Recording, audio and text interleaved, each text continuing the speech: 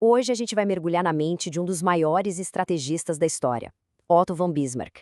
Ele é famoso por ter unificado a Alemanha na base do ferro e sangue. Mas olha, a lição mais poderosa dele não é sobre como vencer uma guerra, é sobre a genialidade de saber exatamente a hora de parar. Vamos desvendar esse plano mestre. Para se ter uma ideia, na segunda metade do século XIX, o nome Bismarck causava arrepios na Europa. Ele era o chanceler de ferro, visto como uma força da natureza, sabe? Um conquistador implacável cujas ambições pareciam não ter fim. Ele era, na cabeça de muita gente, o monstro prussiano que todos temiam. E é aqui que a história fica, assim, muito intrigante. Depois de vencer 3 guerras cruciais e criar o Império Alemão, o homem que todo mundo esperava que continuasse conquistando, simplesmente parou. De repente, o maior agressor da Europa virou o seu maior defensor da paz. O que aconteceu? Será que ele mudou de ideia, ficou mais brando com a idade? A resposta é bem mais genial do que parece. Para a gente entender a cabeça do Bismarck, não dá para olhar para as guerras dele como atos isolados de agressão. Pelo contrário, tudo fazia parte de um grande jogo de xadrez geopolítico, tudo meticulosamente planejado, uma estratégia calculada em 3 lances. Cada guerra não foi um ato isolado, mas uma peça movida com uma precisão cirúrgica. Primeiro, a Dinamarca, depois, a poderosa Áustria e, por fim, a França. 3 movimentos que mudariam o mapa da Europa para sempre. Vamos ver como ele fez isso. O primeiro movimento, a guerra contra a Dinamarca. Oficialmente, o motivo era recuperar uns territórios, Schleswig-Holstein. Mas o objetivo real? Esse era bem mais profundo. Bismarck usou essa vitória para acender um sentimento de orgulho e união na Prússia. Ele foi tão esperto que até chamou a Áustria para a guerra junto, uma jogada de mestre para esconder suas intenções e já ir medindo a força do seu futuro rival. Agora o segundo lance, esse foi o mais ousado de todos. Em 1866, Bismarck provocou uma guerra com a Áustria, que era a potência dominante na Federação Alemã. O exército da Prússia foi lá e venceu de forma esmagadora. Mas o mais interessante é o que ele fez depois da vitória. Os generais dele queriam marchar até Viena, humilhar a Áustria, pegar territórios, e o Bismarck barrou todo mundo. Ele não queria conquistar a Áustria, ele só queria que a Prússia ficasse independente. Com a Prússia agora livre, liderando a Confederação da Alemanha do Norte, faltava a cartada final.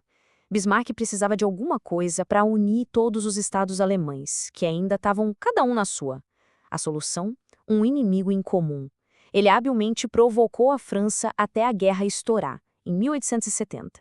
E como ele tinha previsto, os reinos alemães correram para se unir à Prússia. A vitória final selou a criação de um império unificado. O plano estava completo. O Império Alemão nasceu em 1871. E então, para o espanto da Europa inteira, a máquina de guerra prussiana desligou. Parou completamente. A Era da Conquista deu lugar a uma coisa totalmente inesperada. E esse contraste aqui na tela mostra bem essa virada de chave. O Bismarck de antes de 71 era o agressor, unificador, o Átila.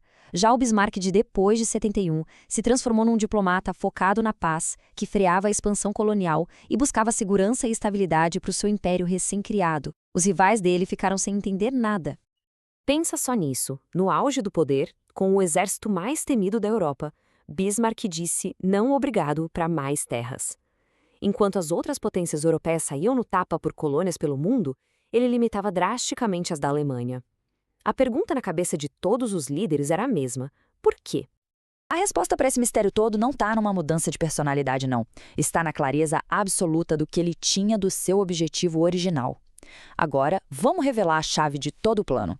Era isso. Simples, direto e incrivelmente focado. Desde o começo, Bismarck não queria conquistar a Europa. Ele não sonhava com um império colonial gigante. Ele queria uma única coisa: um Estado alemão forte, unido e independente, com a Prússia no comando. Nem mais, nem menos.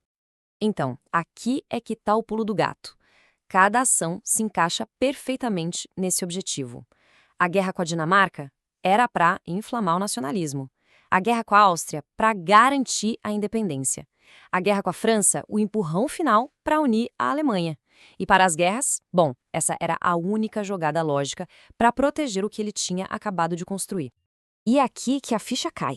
Bismarck não amoleceu. Ele não mudou de ideia. A busca pela paz não foi uma contradição, mas a conclusão lógica e necessária do plano dele.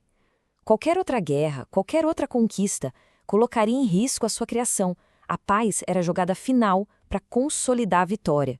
Então, o que a gente pode tirar dessa aula de estratégia? A história de Bismarck oferece uma lição atemporal sobre poder, ambição e, o mais importante, sobre visão de futuro.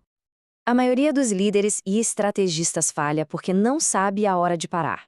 Eles se deixam levar pela vitória, querem sempre mais um pedaço. A verdadeira força, como o Bismarck mostrou, está em ter uma visão de longo prazo, em definir um objetivo claro e não se desviar dele, por mais tentadora que seja a próxima conquista. A genialidade dele se resumia a alguns pontos-chave. Primeiro, ele tinha um objetivo final e nunca o perdeu de vista.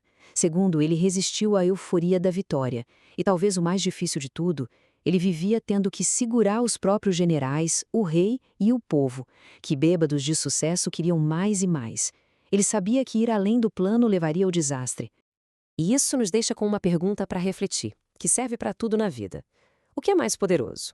A busca incessante pela próxima vitória ou a sabedoria de reconhecer quando o trabalho está de fato concluído? A lição de Bismarck sugere que a verdadeira genialidade está na segunda resposta.